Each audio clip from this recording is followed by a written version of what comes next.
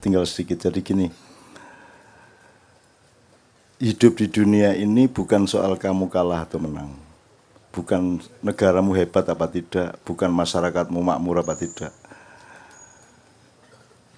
Hidup di dunia ini adalah apakah kamu bertahan bergantung pada Allah dalam keadaan apapun saja. Ada orang bahagia banget sampai akhir hayat ada orang yang sengsara terus. Kemarin yang namanya Lora Khalil itu cicitnya Ki Syekhona Khalil itu meninggal, dan kalau Anda ngelihat beliau itu seorang majdub, orang yang difadilai oleh Allah. Ketika kakaknya akan ditangkap KPK 2 bulan sebelumnya, dia datang ke rumah kakaknya itu membawa borgol, dan orang tidak ngerti dari mana dia dapat borgol itu. Pokoknya dia lempar borgol ke depan rumah kakaknya itu, ternyata kakaknya mau ditangkap. Nah, ini orang sangat menguasai bahasa Arab, sangat menguasai kitab kuning, sangat menguasai ilmu-ilmu Islam.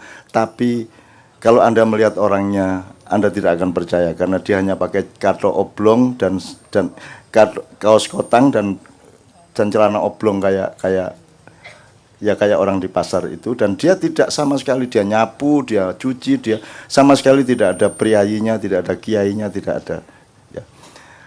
Kalau Anda melihat hidupnya Lora, ini namanya panggilannya Lora Lilur. Lilur itu dari kata Khalilur Rahman, diambil lilur kalau bahasa Madura atau Jawa. Gitu. Kalau Anda melihat hidup dia, tidak ada hebatnya, kaya enggak, makmur enggak, terhormat di masyarakat enggak, karena masyarakat juga banyak Anda paham sama dia, dianggap kadang-kadang kayak orang gila kan gitu toh. Jadi apa yang Anda mau di dunia ini? Wong orang yang sehebat dia tidak pernah berdosa, ya. Dia dikasih duit oleh sebuah partai, dia langsung terima duit itu dan langsung dikasih ke supirnya orang yang ngasih itu. Dan lain-lain, banyak sekali peristiwa seperti itu. Jadi hidup ini bukan kamu sukses apa tidak, hidup ini bukan kamu mencapai sesuatu atau tidak, gitu. Karena itu soal nasib, Mas. Ada orang nggak ngapa-ngapain jadi bupati, sampai teman sekolahnya yang lebih pinter dari dia mangkel, wong dia jadi tukang becak, mosok koncone goblok yang udah di bupati. Sampai akhirnya tukang becak itu ndak ikhlas sama hidupnya. Jadi dia ndak mau lewat jalan di depan kantor bupati, karena bupatinya dulu teman sekelasnya di SMP yang goblok. Dia pinter tapi jadi tukang becak, temennya goblok tapi jadi bupati. Padahal kan memang pas seperti itu sebenarnya. Tapi dia cemburu.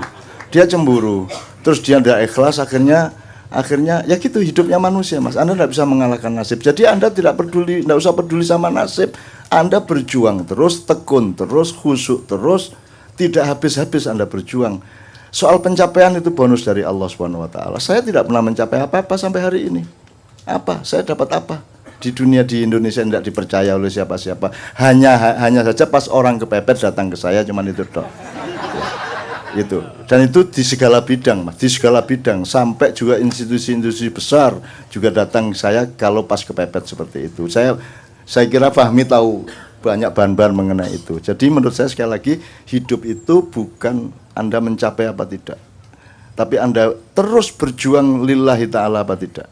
Memang hanya citan, cuma sebentar kok, cuma 60 tahun, 70 tahun kok, sebentar aja udah tua kok. Istri cantik nanti 20 tahun lagi sudah beda kan gitu. Jadi hidup itu begitu. Dan lagi tolong ya, kamu coba sekali-sekali baca Quran. Coba lihat yang melawan Fir'aun itu ya, mulai dari Nabi Idris, ya, Ibrahim, Namrud, Musa, Fir'aun, dan nabi-nabi yang lain. Saya tanya, mana ada nabi melawan raja kemudian jadi raja? Saya tanya, nggak ada. Apakah Nabi Musa ditugasi untuk memperbaiki negeri Mesir? Tidak. Dia cuma disuruh ngasih tahu Fir'aun, kamu jangan menuhankan dirimu, gitu tok. Gitu tok tugasnya. Nabi Musa dengan mukjizat yang dahsyat itu cuma disuruh seperti itu. Tapi dia tidak pernah disuruh untuk memperbaiki ekonomi rakyat Mesir, untuk membuat Mesir itu baldatun thayyibatun, tidak ada. Juga Nabi Idris, juga Nabi Ibrahim. Nabi Ibrahim cuma disuruh mengkapai berhala-berhala, tapi tidak lantas menggantikan Namrud loh.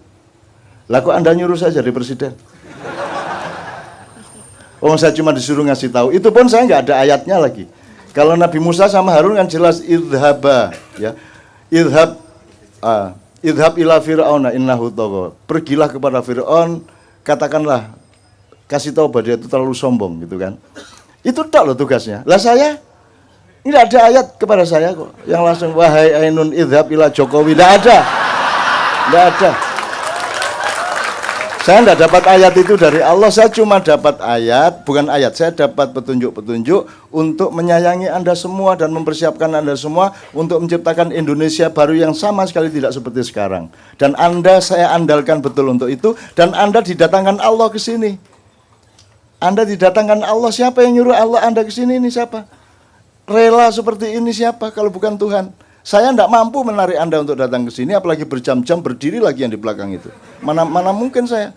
Seandainya saya bikin proposal dikasih duit siapa gitu, 30 miliar untuk Mak Ian 1 tahun misalnya gitu ya. Saya tidak mungkin bikin oke, kita di Jakarta namanya Kenduri Cinta, acaranya dari jam 8 malam sampai jam 3 pagi. Tidak mungkin saya berani bikin gitu. Ini semua Allah kasih. Dan karena Allah yang kasih, saya optimis. Saya tidak akan suudzon kepada Allah, saya husnudzon.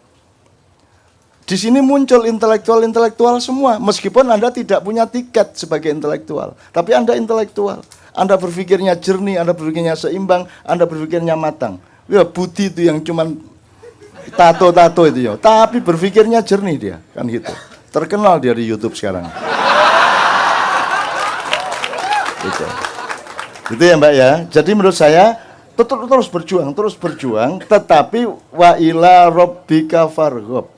Ya, kalau Allah nanti tiba-tiba naruh saya untuk bisa nolong Anda, alhamdulillah. Kalau tidak, saya tidak bisa apa-apa, karena yang bisa menolongmu hanya Allah. Makanya doa saya tadi, wa nuridu an namunna 'alal ladzina studhifu fil ard wa naj'aluhum a'immah wa naj'alumul warithin.